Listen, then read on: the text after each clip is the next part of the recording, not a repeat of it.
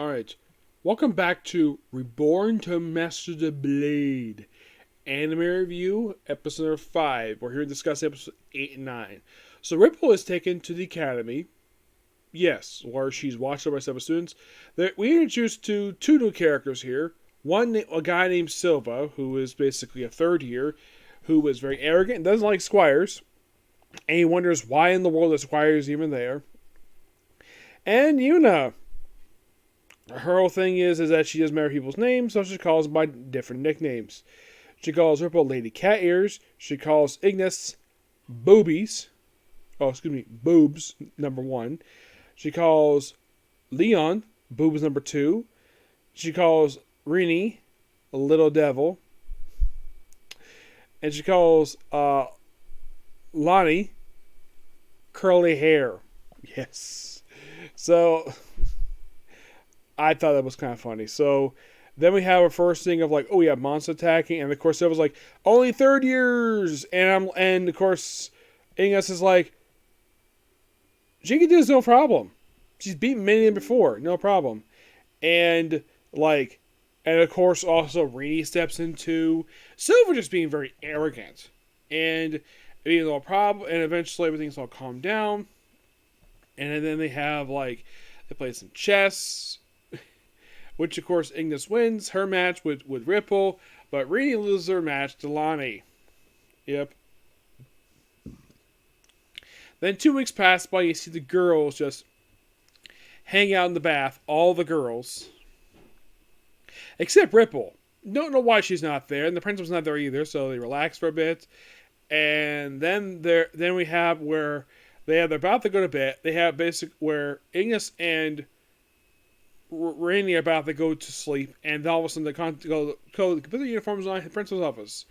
The reason is Rainy has got herself an artifact, a bow, which also can be used to heal people. Which then comes to play. Well, first, prior to this, they had also where they had it where Leone, despite being of course, once again, basically Leone gets basically chastised for being the sister of a traitor, the fact that she might be a traitor, and not only do Ignis and Rena snap at her, but also Leone does too, because Silver was being an idiot. Actually being a jerk. Yeah. So we have the second time basically here, where they're in this little space, and of course the monster attack. Well, actually, this is, just before they have to get the artifact. They're in the office, and Leon gets basically a new artifact which activates the space, and then we have it where I think it was Ripple fights Ignis, pretty good match, and then of course Leonie basically steps into, and then of course Leon can't keep it very long, and then Ripple collapses, and then more monster attack. Silver gets injured, but lucky enough, thanks to Rini's new device, she's able to heal him, but she's running low on stamina. So Ignis steps in with her unlimited mana that she has. Well, actually, after she converted mana, and basically gave Rini some mana, where they basically healed up. I forgot to mention this in my last review. When she introduced herself for Theodore, she's like, "I am Ignis. This is Rini, younger sister of Raphael over there." Yeah, apparently the way this show is kind of odd, where, it's not like, oh, they're like the daughter of somebody famous. No, they're basically the younger sibling of somebody else, because they're just as good as the father. The parents not mentioned here before. I thought that was kind of weird, though I'm used to that. Oh, he's the son of this guy, or granddaughter, or whatever, niece, or nephew. But here, nope, younger sibling. So, and after the second attack, everything goes perfectly fine afterwards. And then they get a note, and of course Ripple gets a notification from the Royal Guard for some reason, where they are demanding to have a return to them. And they're doing this while the prince is out of town. And Theodore is requested to go back to the prince. Everyone wonders, Why the heck is the rail guard wanting Ripple for? Everything's perfectly fine. And then Magamon's attack, and then of course Leon and Leonie follow a beast who it turns out it belongs to Leon.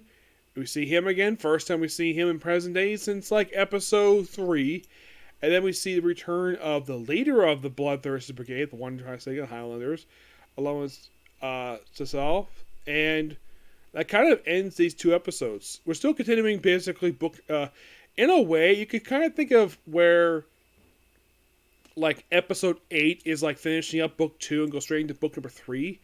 And in the case of episode 9, this is definitely in a way like more book 3. And still 2 really good episodes. Got a good amount of development. Also, Prune and Ronnie, I think his name is, Rint, where they actually, well, Silva had to save them.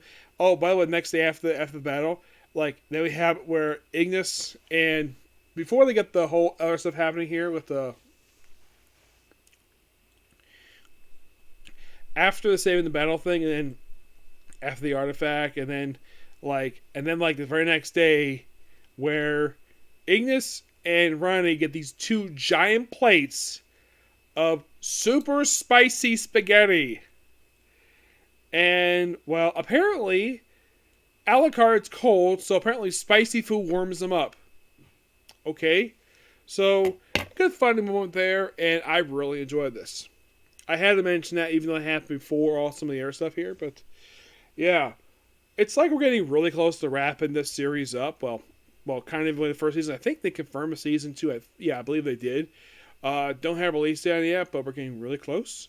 So, yes, that's going to be pretty much it for particular review. Please be sure to like, comment, subscribe, turn on notifications, and do not hit the dislike button. Next up, instead of going to the final 3 episodes, I'm going to go straight to the final 2 episodes of our Steven's Dilemma How to Love You Outright. Okay, next video. Bye.